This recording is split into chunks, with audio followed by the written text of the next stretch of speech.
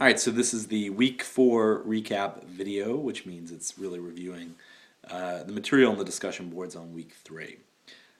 So there were 4 discussion boards, all revolving around St. Patrick, who was our focus. So most of you nailed it in terms of the first one, the question about a man of faith. You certainly got the idea that faith for St. Patrick emerged from his intense suffering, his isolation as a slave, and kind of the fear and the loneliness and the physical hardship that went along with that. Certainly that's where faith for St. Patrick really began, gained strength, and intensified to a degree that most of us don't know and can't experience. Okay. And I think it was interesting, certainly when you think about this question of why. Why would his faith intensify to such a degree? And I think one answer to that has something to do with the fact that when you are in these periods of just extreme hardship, you are suffering. You cannot rely simply on yourself. You cannot have this prideful image that you can do it all, you can take care of everything, your goals are all that matter, and so on and so forth, because you're down, you're out, you need help, and you're looking for something. And it's in that moment when the ego has gotten out of the way, when you're less concerned about yourself, it's perhaps at that moment that, not that God comes into your life, but that you're able to hear God, perhaps for the first time. You're able to make room in your life for God, and certainly St. Patrick would agree with that. Many of you said that you could relate to this idea of turning to God in times of need, when you struggled, when you suffered, and that you could really relate to St. Patrick in that way. While hardly any of you, perhaps none of you, could relate to certainly the intensity of his faith. Praying, hundreds of times a day, nor in terms of the confidence, that utter confidence he had in his God, that we saw in terms of him being willing to walk through all of Ireland as a slave, knowing that if he was caught he would probably be killed, or certainly returned, knowing, just going up to the people at the port, saying, look, I want to come aboard, knowing that he was a deep risk there. That kind of utter faith is pretty amazing. Cahill says that's the kind of faith you can build a foundation on. Well, some of you said you couldn't really, and I thought that was interesting as well. Either because you weren't religious, you don't feel God in your life, or because you thought that really what got St. Patrick through was not God, but his own strength of character, his own kind of moral foundation. And perhaps he's kind of just attributing to God something that he should really attribute to himself. And throughout this, this idea of St. Patrick turning to God in this time of need, there is this sense that perhaps God is just a kind of a self-help, a psychological coping mechanism, something there to make you feel better when you're in the darkest period of your life. And perhaps that's the way most people use God and relate to God and think about God. I pray to God when I need help on a test or something like that. But certainly for St. Patrick, it went beyond that. It went beyond just turning to God and being in a relationship with God when times were bad. He certainly turned to God, relied on God when times were good. And a number of you mentioned that idea, that you shouldn't just turn to God when things are going bad. Okay, the next discussion board was this idea of St. Patrick as a unique, loving, courageous, generous man. And in this assessment, or in this discussion board, many of you talked about your reassessment of St. Patrick's Day, that up to this point, St. Patrick's Day was drinking, wearing green, and pretty much that's it. And it's true that most of us, myself included, didn't think much about the man behind the day until you do a course like this, or until you take a trip like we're taking. And the reassessment that you guys generally tended to make, perhaps all of you tended to make, was that there is something more to this day than simply drinking, simply wearing green, simply holding 4-leaf clovers or drinking shamrock shakes, something like that. There really is something great to celebrate behind the scenes. And I think it's also important to note that a number of you said this is the true meaning of the day, not the way the Irish celebrate it. But in Ireland, it is, from all I've been told, less of a drinking day. It's less of the kind of the spectacle we make it in America, and it is more not necessarily a day of deep religious faith, but certainly a day of prayer, certainly a day of going to church, certainly a more mellow day, certainly perhaps a more sacred day.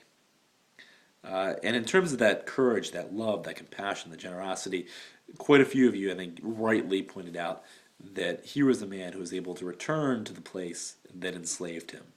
So going back to this place that forced you into this deep suffering, this deep isolation, essentially treating you like your life didn't matter, to have the guts and the courage and compassion and ability to forgive, to go back to the very place where you suffered the most, really is pretty amazing. It's a kind of generosity of character that is astounding. Not vengeance, but forgiveness and compassion. And a number of you also mentioned, in terms of his compassion and his generosity and his courage, this utter opposition to slavery. He was, at least according to Cahill, the first, or certainly one of the first people in the world to unequivocally, without any question, condemn slavery, to say slavery is wrong. And there's something pretty amazing about that when you think about that kind of stance. If up until that point in human history, slavery had been accepted, it sucks if you're a slave, but slavery had been accepted as simply part of the human culture. That's what happens to some people that lose or get caught, people that are weaker, so on and so forth. For him to say that the way human beings have been doing things up to this point in their history, the way the world works, is wrong, is something that not many of us, perhaps none of us, could do. To simply say to the world that the way you do things is wrong. And certainly he takes some heat for that. Obviously, in hindsight, we know that he's right. Okay, third discussion board, St. Patrick and the ladies. You guys rightly pointed out, he praised their strength, he praised their moral character, he praised their leadership ability. And this goes back to the idea, and Sister Marguerite mentioned it as well, that the Catholic Church would have been different should the Irish form of Catholicism taken hold. There were leaders, church leaders, leaders of monastery that were women, completely unheard of in continental Europe and Roman Catholicism. So there's this radical idea that women were valuable, dignified, and equal, or at least more equal, certainly, than in other parts of the world. A hallmark of Irish Catholicism, that if Irish Catholicism, if the Irish version of it had been allowed to stand, would have made the church as we know it much different today. There were few, but not a ton of comments on St. Patrick's description of some of the Irish women as beautiful. And I think this is interesting because on one hand, a lot of the kind of posts are, the Irish women are equal, they're not objectified, they're not just treated as second-class citizens. So you might ask, is he objectifying women? Is he just focusing on their beauty? And the answer to that, I think, is something like no. It's more to do with St. Patrick's embrace of the physical, more to do with St. Patrick's connection with the physical world, including our bodies, that led him to comments such as this. And the reason that this is important is because many of the church fathers and many of those practicing Christianity at that time would have sought a disconnect from the world, would have attempted to see the world, the body, the physical nature of our existence in lesser terms. The idea would be to praise the spiritual and say, the world beyond is really what's important, not this world, not this body. So him praising the women of that time was certainly an embrace of our temporal physical world, but also a distinction from the way many of the church fathers, church leaders up to that time, had thought about life. And then finally, St. Patrick and the Transformation of Ireland. I give a special shout out to Victoria and Ryan Waters, the only two to take on this discussion board. Okay, so he converted, how did he transform Ireland? Well, he converted an entire people. They went from a Celtic paganism to Catholicism.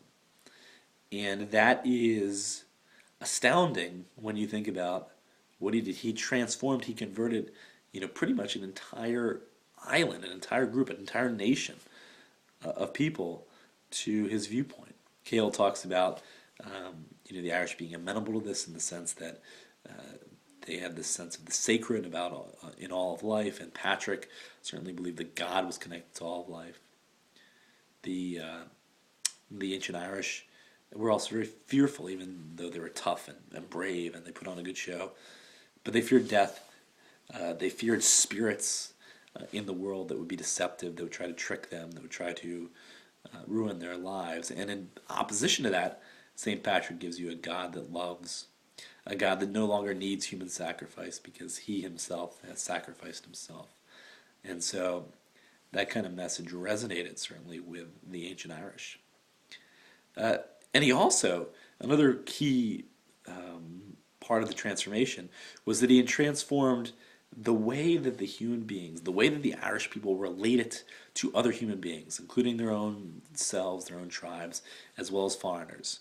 In St. Patrick's time, he greatly reduced the conflict between the tribes and the clans, and he also eliminated practices such as slavery and human sacrifice. So the way that the Irish thought about their relationship with other people, with the world at large, was utterly transformed by St. Patrick, and that is not a bad life's work. All right, that is the end of the review.